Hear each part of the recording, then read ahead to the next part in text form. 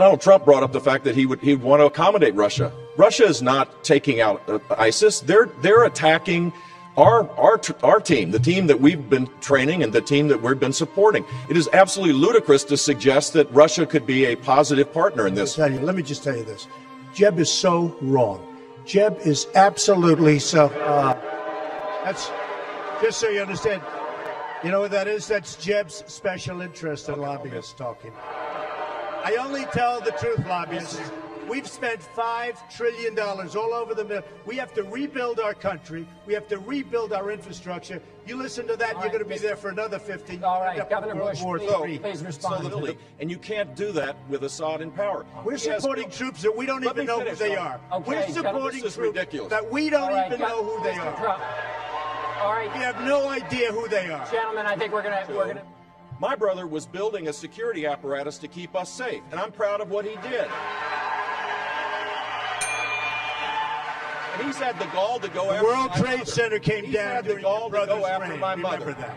Hold on. Let me finish this. He's had the gall to go after my mother. That's not keeping us safe. I won the lottery when I was born 63 years ago. How did he keep us safe when the World Trade Center came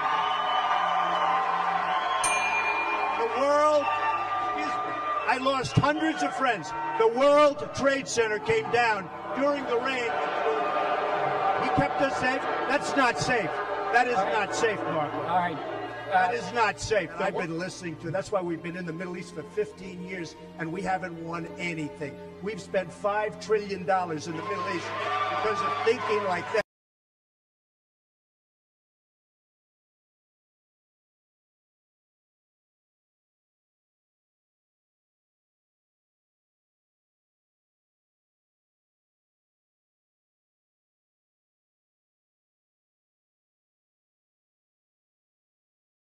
You know, it's just awfully good that someone with the temperament of Donald Trump is not in charge of the law in our country. Because you'd be in jail. Secretary Clinton.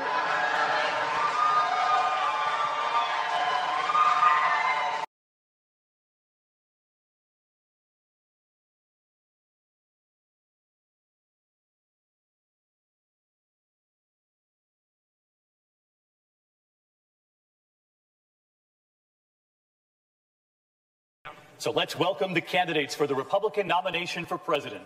New Jersey Governor Chris Christie.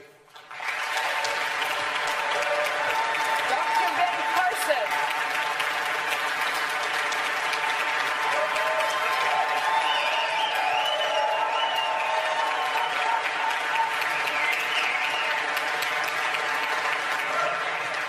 Texas Senator Ted Cruz.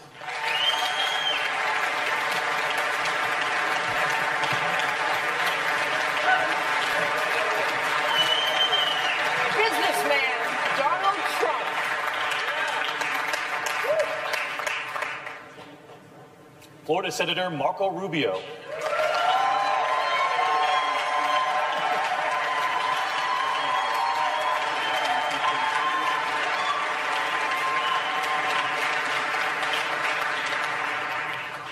Former Florida Governor Jeb Bush. And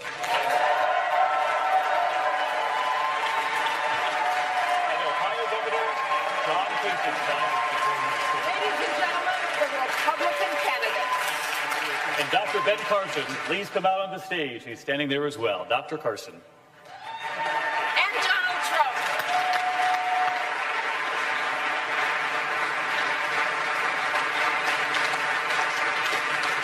And lastly, we welcome back to the debate stage Donald Trump.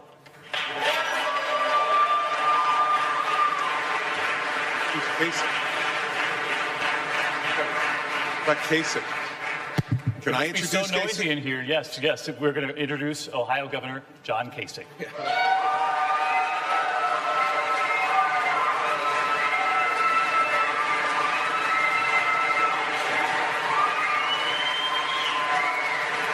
The applause so loud here in the hall. The applause so loud you couldn't hear. We couldn't hear either.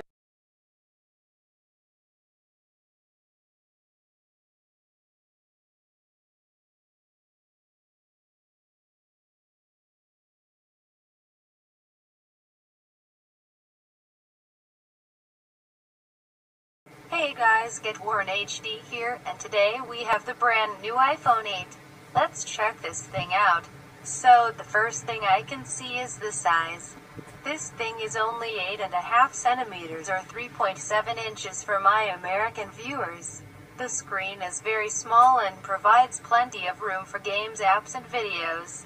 Apple also brought back the click wheel and the headphone jack.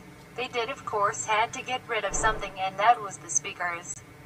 The new iPhone doesn't have speakers, so you have to use headphones if you want to listen to music or that MLG montage parody video. They also changed the charger port back to the 30-pin connector, ditching the lightning cable as it was too big. Alright, let's boot this thing up.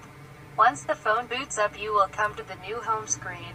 The iPhone 8 comes with, I think, iOS 12, and they really changed things up. All those ugly square-looking icons are gone and replaced with more modern, proper menus. Let's have a look at the settings menu. Where's General? Looks like they removed that sub-menu, so I can't show you anything about the device.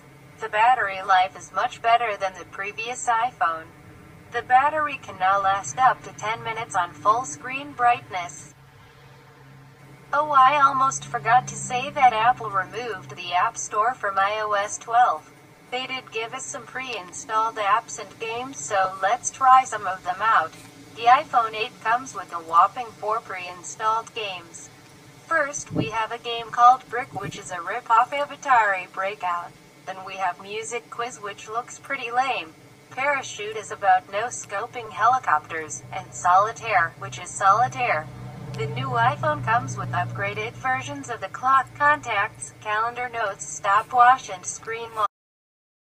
Will continue to do in our budget. L'honorable chef de l'opposition. The Honorable Leader of the Opposition. The Prime Minister should stop using his cell phone for selfies with Leo DiCaprio and pick it up and call Denny Coderre and fight for natural results.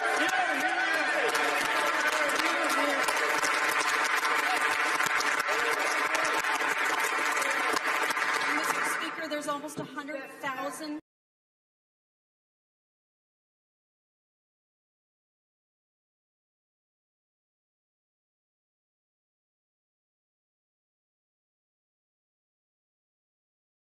Hello guys, GetWornHD here, and today I will be bringing you the first episode of my new series called Top 6 Reviews. We will be starting off the first episode with the Top 6 Reviews in Bowmanville. So the first review comes from Chili Philly HD. He left this very positive review at the town's best school, Duke of Cambridge. It reads, "Terrible, it was just terrible. I would never recommend to any parents looking for a friendly school for their kids. My son Otis was attacked and he was bullied and the teachers did nothing. Wait, that is horrible. This school is no good. It sounds like this is actually the worst school in town. Leave your opinion in the comments below." Now, on to the next review. This review was left by Gorilla Gaming at the infamous Bowmanville Zoo. He said, "I was only 12 years old at the time. I was walking to the zoo when I heard a loud tire screech. I look over to see a green 1997 Mustang. I couldn't tell who was inside, but they almost looked like someone I once knew. I started to run. I looked back to see if the car was following me. It was hot on my tail. At that point I was scared out of my mind. I arrived at the zoo with the car in hot pursuit. I quickly paid and ran inside without looking back. I ran to the alpacas and waited it out. All of a sudden I heard some cracking of wood and then a loud crash. I look back and I see the car broke through the gate and drove into the giraffe den. The car smashed into the giraffe, killing it on point. Everybody scattered except me. I stood in place looking at the car. It was coming straight for me. I knew what I had to do. I quickly jumped out of the way of the car and it crashed into some goats, then into a large boulder. The car jerked and then the door of the Mustang flew open and the ground shook. I knew who it was. She stared at me with a deadly stare. I glared back. She then called my name out, "Otis." I screeched at her and I ran. The first pulled out my gun. I called her out this time, "SEGWUIN. I'm coming for you." I jolted and I smashed her kneecaps and she cried as she begged forgiveness. I said, "No more will you terrorize this safe haven," and I one sudden movement I ran to the water tower. She was so slow climbing up because her mass amount of weight she got to the top, and as she walked towards me the floor collapsed beneath her feet, leaving her falling to her death. She fell hard to the ground, making an enormous hole in the ground. I then proceeded down the water tower, and I sit there looking at the Joelle where she fell. She was truly gone forever. I thought she would die from diabetes, but not this. She brought it on herself. I then pulled out a match and threw it in the gas tank. I ran, and as I look back the Mustang explodes. I run home. I sleep. I wake up, and I realize it's all over. She's gone. It's the end of SEWGUIN. Wow, such an amazing story. I almost fell out of my chair listening to this one. Now this isn't the only phenomenal story by Gorilla Gaming. He also left a review at Max Convenience. He said, "It was a cloudy day in Bowmanville. I knew what was coming. I looked east and I saw a dark cloud falling over the sky. I never thought the day would come. I turned to my friend Otis and Crottle. They glared back. My eyes watered and I thought to myself,